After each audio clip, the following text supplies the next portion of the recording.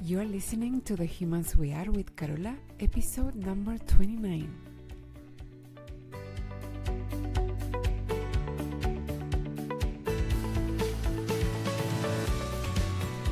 Hello there, humans. I really hope you're having an amazing day today.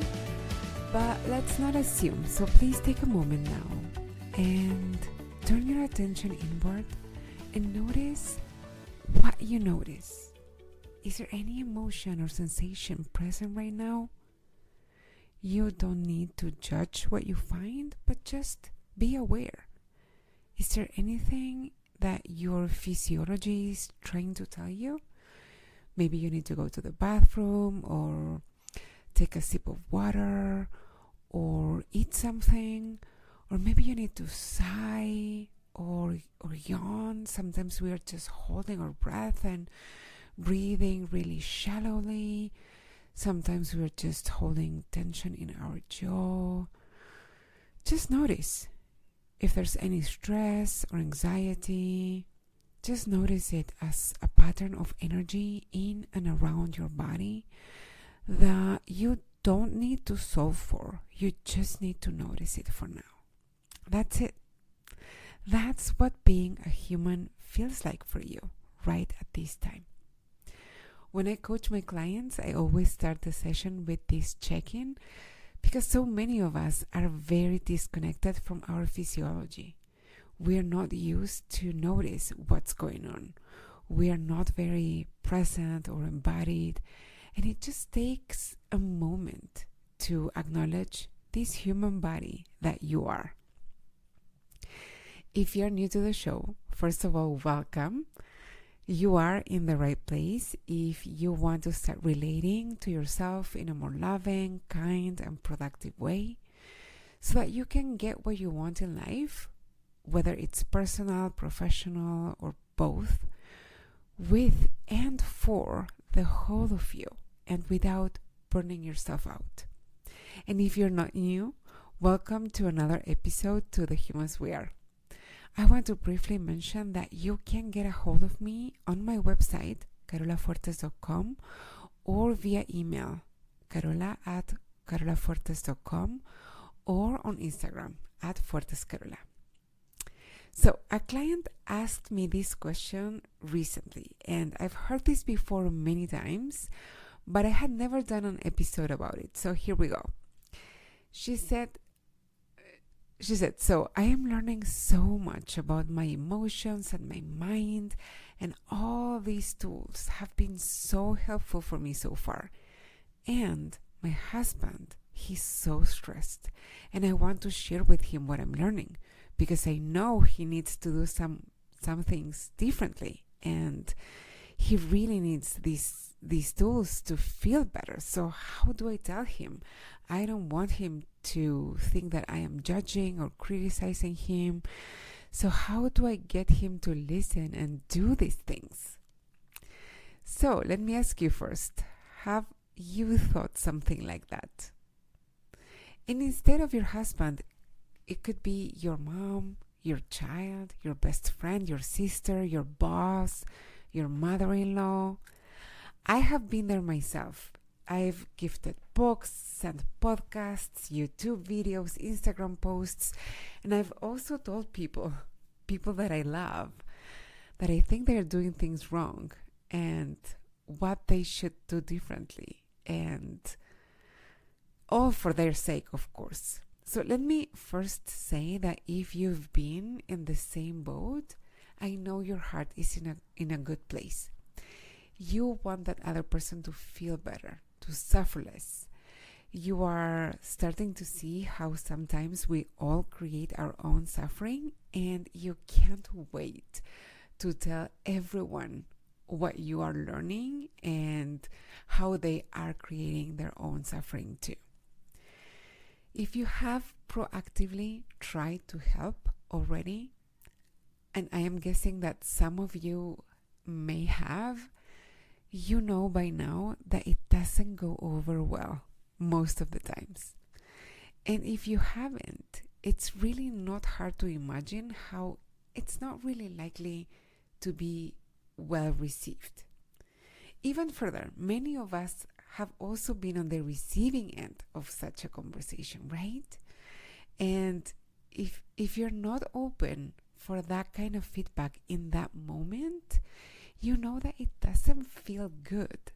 And more importantly, it's not very helpful to be told what you're doing wrong, especially when you're struggling. And especially if you were sharing that with someone that you trust and that you most likely just wanted to be comforted or supported by in a non-judgmental way. In order for that feedback to land and for the person receiving it to be able to take it in and really benefit from it, they need to be open and in a very specific frame of mind. When I was training to be a coach, I had to learn very quickly that you can't coach someone without their permission.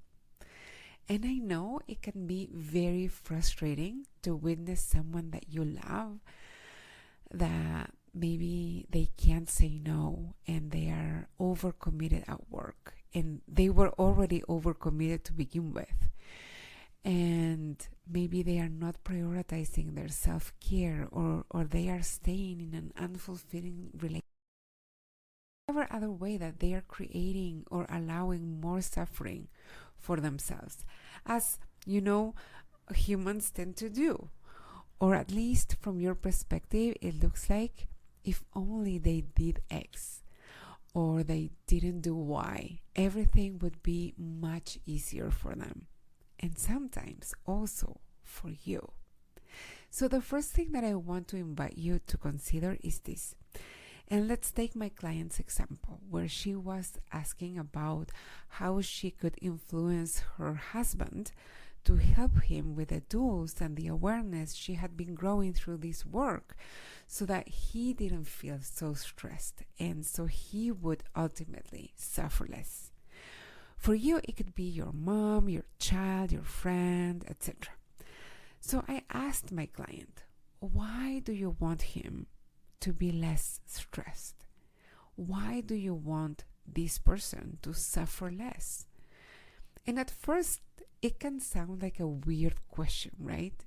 Like she looked at me funny and she said, because I love him and I don't want him to feel bad, especially if I know how he could feel better.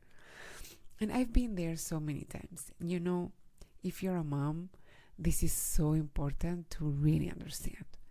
I've had this same conversation with clients about their kids so many times, and with myself too. And it all boils down to this. We want the other person to feel better. Your partner, your child, your mom, your friend. You want them to feel better and suffer less because you feel bad when you see them suffer because you love them. And if it's your boss or someone where maybe you don't love them the same as you love a close friend or a loved one, you still want them to feel better because when they do, you feel better too. It's easier for us to feel better when those around you don't feel bad, especially the ones that you love the most. When the ones that you love the most are struggling, it is so much harder for us to feel good. But I'm not saying this to imply that you are being selfish. So let me explain a little more. When your spouse, your child, someone you care about is struggling, it's normal for humans, for normal humans actually, because we have empathy, to feel bad too. That's a healthy thing. It's a sign that you are not a sociopath. So congratulations, because you are a normal being. The issue is that we don't have enough capacity ourselves to hold our own discomfort, to just allow ourselves to be uncomfortable in the presence of their pain, of their struggle. And then we try to solve for our discomfort by changing the other person, by trying to help them feel better so we don't have to feel bad ourselves. But that means that you're conditioning your emotional well-being to the other person's well-being. And that's kind of unfair, and it's definitely unhelpful. So my client looked at me and said, but how can I just sit there while he's struggling, and how can I not intervene? That feels wrong, and it feels kind of inhuman. And I think this is easier to understand when we reverse the roles for a little bit. So for example, if you think of a time when you are struggling and you share that with someone else that you love, or maybe they just notice, we don't really need the other person to make us feel better. We just need them to be there with us. Because we feel bad, we want them just to accompany us, not to make us feel better, but because we're feeling bad, because we are struggling. We want to be witnessed and accompanied in our struggles. We don't want to be fixed or changed to the version that the other person thinks would suffer less, even if they might be right. If you think about it, what you crave is that someone just sits there with you, alongside you, witnessing you, holding space for your experience, for your pain, and that they just love you and accept you. You don't want someone to try and fix you and tell you what you need to do different so that you feel better already, right? This is the human experience. It has everything, the pleasant and the unpleasant. And we are all supposed to experience all of it. The pain and the joy, the stress and the calm, the frustration and the flow, everything. So my client really wanted to know, can you influence other people? Can you help them? And the answer is, of course. And here's what I share with my clients. And I'm going to share with you 4 main points. So number 1 is accepting that pain is a normal human experience, both for them and for you. And especially when you see someone you love suffer, you don't want to be immune or not care about their suffering. But that doesn't mean that you need to fix them. It doesn't mean that you need them to feel better in order to feel better yourself. You need to accept that it's painful to see your spouse, your child, a loved one struggle, and that it's their normal human experience. They have a right to have it all. Remind yourself that you don't need them to change. Don't put on them the burden to feel better quickly so that you can get relief too. Especially when it comes to your children. They will struggle, and that's a normal part of their human life. And it will be painful for you, and that's a normal part of motherhood. I did an episode recently on emotional capacity. It's number 27. And if you haven't listened to it yet, I recommend you do. Because the more emotional capacity you build, the less you will feel a need to change and control others to get relief from your unpleasant emotions. Number 2, you can always share what you have learned and what has helped you. But be careful not to try to coach someone without their consent, because that never goes well. And also watch your expectations when you share what you have learned and what has helped you, because the other person may or may not be ready to hear it, or they may or may not use your advice the way you expect them to. And that's okay. They have a right to do so. And number 3, everyone is on their own journey and on their own timeline. They may or may not be at a point where they can hear what you have to offer, and that's fine. It's not better or worse. Wherever they are, it's perfect and right on time for them. And lastly, number 4, and probably the most important point to this issue. And it's this: the best gift you can give others is your own well-being and your own happiness. Gandhi put this best when he said, "Be the change you want to see in the world." Don't underestimate the impact of just working on yourself. You don't even need to say anything to anyone. Because when you show up happier, when you are less stressed, less reactive, when you are more calm and joyful, people will notice. And some of them will ask you about it. They will want to know what you're doing. They will want to know what podcast you're listening to. Wink, wink. And they'll ask for advice. And then you have their permission. And they will be open to hear what you have to offer.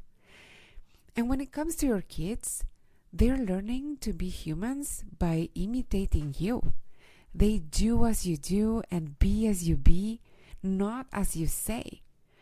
So really the best way to influence them is by being the example you want them to follow. All right, if you're ready to start doing this work yourself and you'd like me to help you, the best way to start is to schedule a free consult, which is simply a 1-hour conversation where you tell me what you want to create, what you want to change or achieve in your life. And from there, we decide if working together is the right next step for you. Either way, the conversation in and of itself is super helpful. And it helps you get really clear on what you really want and what are the obstacles in your way and what you need to do to overcome them. So how do you book it? Is by going to carolafuertes.com/consult, or you can also email me at carola@carolafuertes.com. So I would also recommend that if you don't find a time that works for you or that is happening soon within the next week or 2 weeks, by all means email me and we will figure it out. If you want to find out more before you book it, you can always visit my website, carolafuertes.com. And while you are there, I recommend you sign up for Friday Freedom, which is my weekly newsletter that I send out every Friday, so you can receive a short and sweet note from me to help you transition more intentionally into your weekend. And also, if there are any new offers or any news that I think might interest you, I will also share them with my subscribers first, always. If you want to support this show, honest reviews are always the best way to do so, and I will be so grateful if you do that. I will also shout you out in a future episode. Just like I want to do today, I want to thank a listener who left a review on Apple Podcasts with the title "Comforting, Practical, and Exciting." She says, "I have been fortunate to coach with Carola in the past and was so glad to find her podcast. She covers topics in a relatable way and breaks them down so that they are easy to understand, giving you a grounding to start understanding some of the things you may struggle with and to start taking steps to change things you dislike. Doing so will help you revolutionize your life and go after your dreams. Her voice is so soothing and kind, and she bases her episodes on observations arising from her daily life, making each one feel like a chat with a friend rather than an abstract lesson." Thank you so much, Sophia. I truly appreciate your kind review. If you leave a review like she did, please ping me on social media or via email and let me know, as for some reason, sometimes I don't see them and I really want to shout you out if you take the time to do so. If you want to interact, I'm usually on Instagram at @FuertesCarola. And if you have any comments, any suggestions for topics to cover, or feedback of any kind that you'd like to get to me, you can email Carola at carolafuertes.com or DM me at FuertesCarola on Instagram. I love the interaction. I've said this before, podcasts can get pretty lonely. And whenever I hear from some of you, it is so reassuring and nice and fun. Okay, I will be back next week. In the meantime, check in with yourself at least once a day and notice what is present for you. You don't need to change anything, as everything that you find is a normal part of this human experience, and you were made to feel it. That's all for now, my lovely humans. Bye bye.